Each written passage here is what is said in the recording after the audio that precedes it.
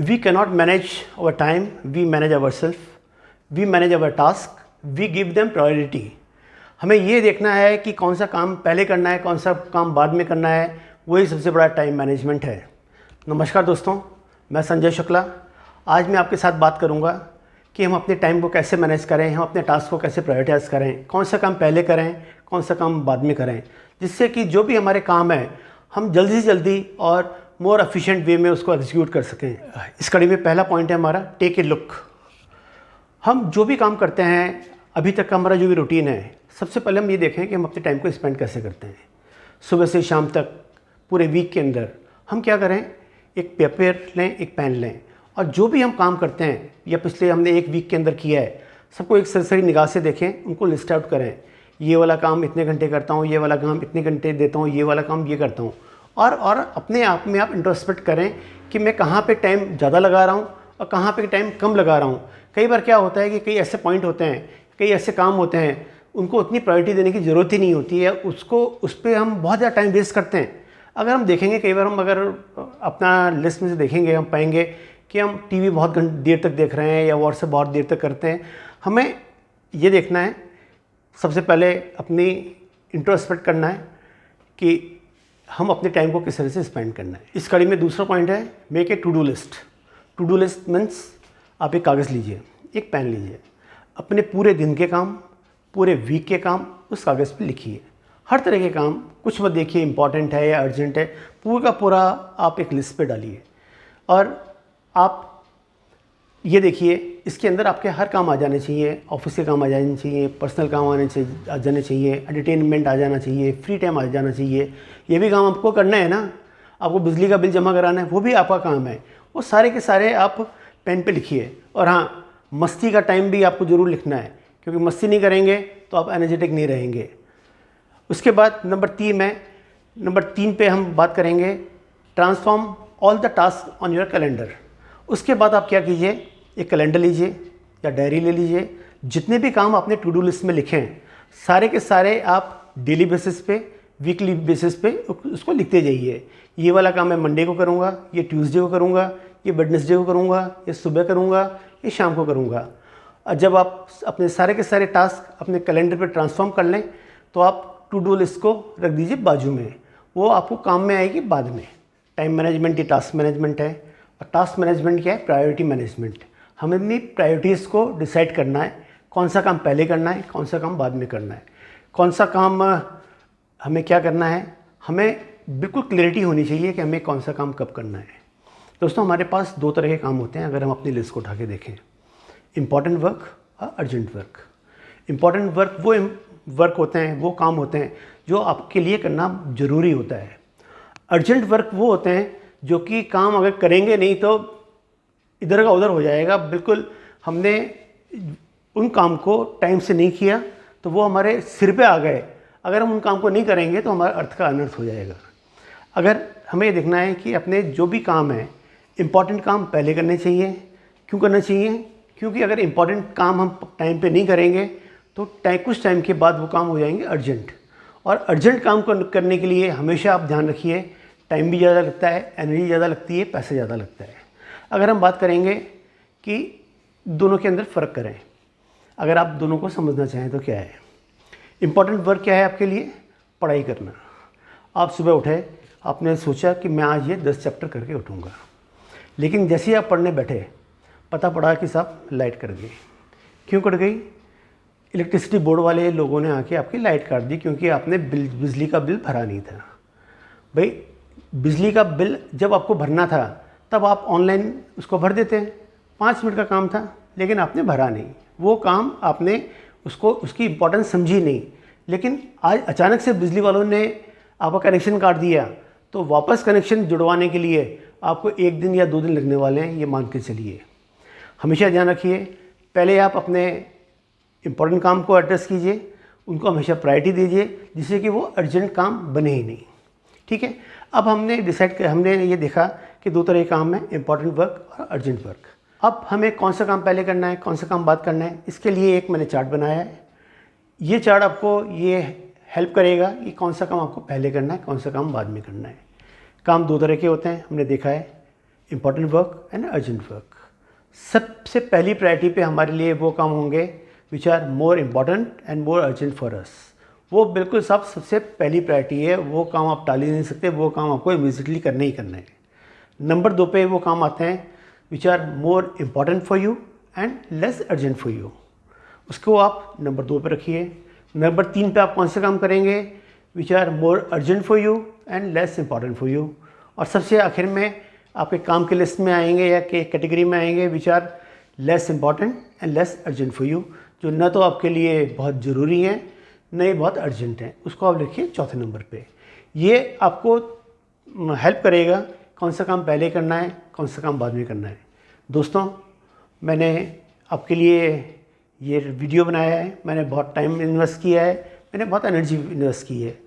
आप मेरे साथ इस वीडियो में आखिर तक बने रहिए और मेरी एक रिक्वेस्ट है आपसे, इस वीडियो को आप अपने दोस्तों में, अपने मिलने वालों में ज़्यादा से ज़्यादा शेयर कीजिए, स्टूडेंट लोगों के लिए, जिससे कि उनको इस वीडियो का फ़ायदा हो सके।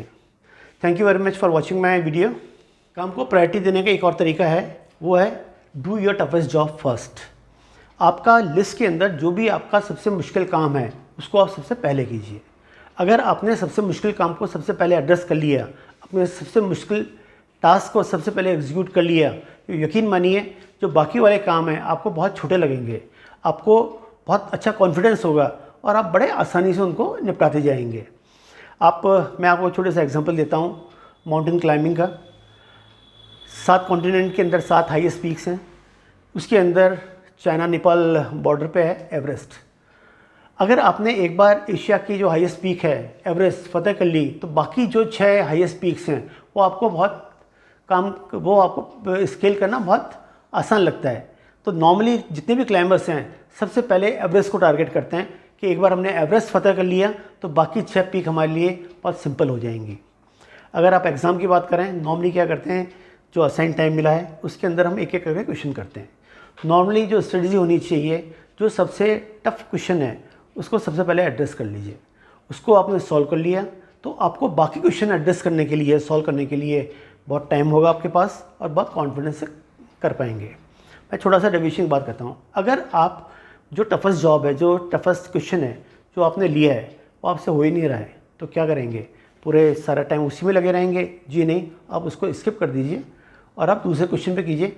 एटलीस्ट आपको जो क्वेश्चन नहीं आता है वो आप छूट जाएगा, लेकिन बाकी जो आपको आते हैं आप उनको सॉल्व करेंगे तो आपके अच्छे नंबर आएंगे। ठीक है, अगर आपने टफेस्ट काम लिया और आप उसको एग्जीक्यूट करने लगे और आपको नहीं कर पा रहे हैं, तो क्या कीजिए, उस काम को साइड में रखिए और प्रोफिशिएंसी पैदा कीजिए अपने आप में, लोगों से मदद कीजिए, how can we do that task, और आपको उस काम को डेफर करके आगे वाले टाइम में करना आपके लिए ज़्यादा बेहतर होगा, ऐसा मेरा मानना है। टाइम मैनेजमेंट की कड़ी में हमारे लिए हमारा अगला पॉइंट है फोकस वर्किंग। मन लगा के काम करना है। आप कोई भी काम करें, पूरा मन लगाए काम करें, पूरा डेडिकेशन से काम करें। जैसे आपने महाभारत के टाइम में सुना होगा, अर्जुन के लिए चिड़िया की आँख। कोई भी काम करें, हमारे दिमाग में उस काम के अलावा कोई दूसरा काम होना ही नहीं चाहिए। सारे नोटिफिकेशन बंद कर दें, फ़ोन वॉल्यूम कम कर दें, जिससे कि हर तरह के डिस्ट्रैक्शन हमारे बंद हो जाने चाहिए। बिल्कुल जिस तरह से अर्जुन ने चिड़िया की आंख में तीर क्यों मारा था, क्योंकि उसको केवल एक ही चीज़ दिखाई दे रही थी, चिड़िया की आंख। जब उनके गुरुजी ने पूछा, द्रोणाचार्य जी ने पूछा, अर्जुन तुझे क्या दिख रहा है, तो बोला गुरुजी न मुझे पेड़ दिख रहा है न मुझे चिड़िया दिख रही है, मुझे केवल चिड़िया की आंख दिख रही है। इसलिए दोस्तों, अगर आप किसी भी काम को बिल्कुल बेहतर तरीके से करना चाहते हैं तो बिल्कुल फोकस तरीके से काम कीजिए, मन लगाए काम कीजिए और एक बार में एक ही काम कीजिए। वो आपको काम को बहुत जल्दी एग्जीक्यूट करने के लिए आपको बहुत ज़्यादा मदद करेगा, मैं ऐसा समझता हूँ। 7वां पॉइंट है मैनेज योर प्रोजेक्ट एफिशिएंटली। अपने काम को स्मार्टली करना है। वो टाइम चला गया जब हार्ड वर्किंग का टाइम था, अब टाइम है स्मार्ट वर्किंग का। हमने अपने काम को इस तरह से एग्जीक्यूट करना है कि हमारा टाइम कम से कम लगे। पुराने ज़माने की अगर बात करें, जब पुरानी टेक्नोलॉजी हुआ करती थी, आज हम वो काम एग्जीक्यूट करते हैं, टेक्नोलॉजी में बहुत फ़र्क है और ये फ़र्क ही हमारा टाइम हम ज़्यादा काम करते हैं, सबसे बड़ा कारण यही है। पुराने ज़माने में मैं अगर यहाँ से जाके कलकत्ता जाऊँगा और काम करूँगा, ट्रेन से जाऊँगा, तो मुझे 2 दिन लग जाया करते थे। अगर वही काम मैं अगर आज फ्लाइट से जाके कलकत्ता जाके करता हूँ तो हो सकता है वो काम मैं सुबह कलकत्ता जाऊँ, काम मीटिंग करके वापस आ जाऊँ, मेरा एक दिन में क्या 12 घंटे के अंदर वो काम एग्जीक्यूट हो जाएगा। इसी जगह अगर मैं ट्रेन से जाऊँगा तो वो काम मुझे करने में कम से कम 4 या 5 दिन लगेंगे। मैं बेटर तरीके से मार्केटिंग वालों को समझाऊँ, अगर आपको सुबह निकले, आपको 3 डिफरेंट स्टेशन कवर करने हैं कोई मार्केट को, किसी प्रोडक्ट को प्रमोट करने के लिए। आपने पब्लिक ट्रांसपोर्ट लिया, सुबह गए station 1, then station 2, then station 3, आप स्टेशन पे गए, वहाँ से फिर लोकल कन्वेंस लिया, किसी कस्टमर से मिले, वापस लोकल कन्वेंस लेके फिर स्टेशन पे आए, अगली बस पकड़ी। आप यकीन मानिए जो काम आप 3 दिन में एग्जीक्यूट कर सकते हैं, अगर आपका अपना व्हीकल होगा, अपनी टैक्सी होगी, तो वो काम आप आसानी से एक दिन में एग्जीक्यूट कर सकते हैं, वो भी बेटर तरीके से। हमेशा टेक्नोलॉजी का यूज़ करो। स्मार्ट वर्किंग का टाइम है, हार्ड वर्किंग का टाइम चला गया। 8वां पॉइंट है टाइम इज़ मनी, समय ही पैसा है। जी हाँ, ये चीज़ बहुत इम्पॉर्टेंट है और ये चीज़ हमें बेहतर तरीके से समझनी चाहिए। ये जानने के लिए अपन को आगे काम करना है, हमें अपने टाइम की रुपी वैल्यू निकालनी है। एक दिन के अंदर हम कोई भी काम एग्जीक्यूट करते हैं, हमारा कितना पैसा खर्च होता है। अगर उस पैसे से कम पैसे पे अगर कोई काम अपन एग्जीक्यूट कर सकते हैं तो ऑलवेज़ गो फॉर दैट। मैं आपको दूसरे तरीके से समझाता हूँ। अगर आज आपको एक रिज़र्वेशन कराना है, आप अपने घर से गाड़ी लेके निकले, आधा घंटा जाने का लगा, आधा घंटा आने का लगा, 2 घंटे लगे आपको लाइन में, 3 घंटे आपके वेस्ट हो गए। डीजल पेट्रोल भी सस्ता नहीं है आपका आजकल, तो आपका पैसा भी लगा, टाइम भी लगा। उसकी जगह अगर आपको ऑनलाइन रिजर्वेशन में कुछ चार्जेस लगते हैं तो क्यों नहीं दो, ज़रूर दो। उससे आपके 3 घंटे बचेंगे, आपका पैसा बचेगा और आप अपने उस टाइम को कहीं और यूज़ कर पाएंगे। दूसरा है डेलीकेट योर वर्क। आप टाइम को खरीद सकते हो, बिल्कुल आप टाइम को पैसों से खरीद सकते हो। आप सारे काम खुद करने जाएंगे तो यकीन मानिए आप कुछ नहीं कर पाएंगे। आप अपने दूसरों के टाइम को खरीदिए। आप खरीदने का मतलब क्या है, आप अपने काम को दूसरों को डेलीगेट कीजिए। जितने भी बड़े बड़े बिजनेसमैन हैं, सारे काम वो खुद करते हैं? बिल्कुल नहीं करते हैं। वो अपने एग्जीक्यूटिव्स रखते हैं, सीईओज रखते हैं, जिससे कि और वो आगे फर्दर चेन चलती रहती है, जिससे कि जो काम धीरू भाई अंबानी को बैठ के करना है वो खुद नहीं करेंगे और दूसरों को असाइन करेंगे। और किसी भी मैनेजर के लिए सबसे ज़रूरी है assign your work, that should be your top priority job. सुबह आके सबसे पहले काम कीजिए, अपने भी जो भी सबॉर्डिनेट्स हैं सबसे पहले उनको काम असाइन कीजिए। मैं अपने टाइम में मैं क्या करता हूँ, सुबह सुबह हर जने के लिए, हर व्यक्ति के लिए, हर एग्जीक्यूटिव के लिए एक एक टू डू लिस्ट बना देता हूँ और उनके टेबल पे चिपका देता हूँ। उनको पता रहता है, उनको क्लैरिटी रहती है कि आज मुझे क्या क्या काम एग्जीक्यूट करना है अपनी कंपनी के लिए। 9 पॉइंट है हमारा, reduce the scope, don't skip the work. काम को टालो मत। अगर पूरे दिन में आपने काम किए, आखिर में आपके पास केवल 1 घंटा बचा हुआ है, लेकिन जो काम लिस्ट में है उसको कम से कम 3 घंटे लगेंगे। तो नॉर्मली क्या करते हैं, अरे कल करेंगे, काम को टाल देते हैं। या 3 घंटे का काम है, 1 घंटा बचा हुआ है, आधा घंटा बचा है, कैसे करेंगे, we can't do this job right now, कल करते हैं। टालिए मत, जितना हो सकता है काम चालू कर दीजिए, जितना हो सकता है उतना कीजिए। उसमें आपको अगले दिन हम काम करेंगे तो वो टाइम हमारा बच जाएगा। नॉर्मली हम क्या करते हैं कि हम स्विमिंग करने जाते हैं, स्विमिंग करने गए, हमने सोचा हुआ है शाम को हम रोज़ 1 घंटा स्विमिंग करेंगे।